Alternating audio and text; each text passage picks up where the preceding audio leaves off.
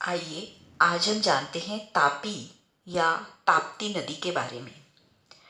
इससे पहले हमने गंगा और यमुना नदी की भौगोलिक और पौराणिक जानकारी ली थी।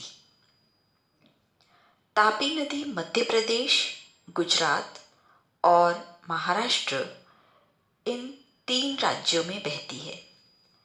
इस नदी का उगम मध्य प्रदेश के बैतूल जिले में मूल तापी में सातपुड़ा पर्वत से है।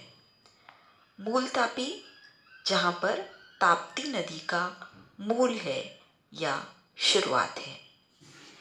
इस नदी की प्रमुख सहायक नदियाँ हैं पूर्णा, बोरी, पांझरा, गिरना, वाघुर, गोमाई और अनेर। और भी हैं, लेकिन ये प्रमुख सहायक नदियाँ जानी जाती हैं।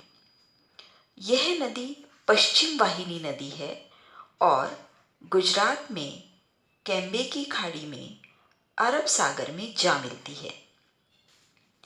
तापी नदी नर्मदा और गोदावरी नदियों के बीच में से बहती है। आइए अब जानते हैं तापी नदी हिंदू पौराणिक कथाओं में। कहा जाता है कि सूर्य और छाया की पुत्री ताप्ती कहलाती है।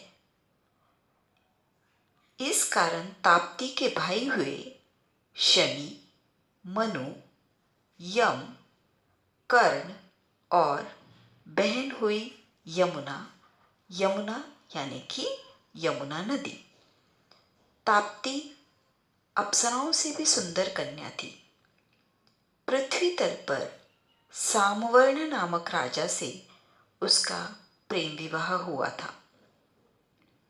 उन्हें कुरु नामक पुत्र हुआ और कहा जाता है कि हरियाणा में प्रसिद्ध कुरुक्षेत्र का नाम भी इसी की वजह से या इसी राजा की वजह से पड़ा।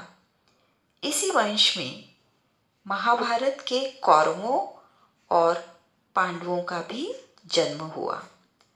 तो यह थी ताप्ती नदी हिंदू पौराणिक कथाओं में और ताप्ती नदी की भौगोलिक जानकारी।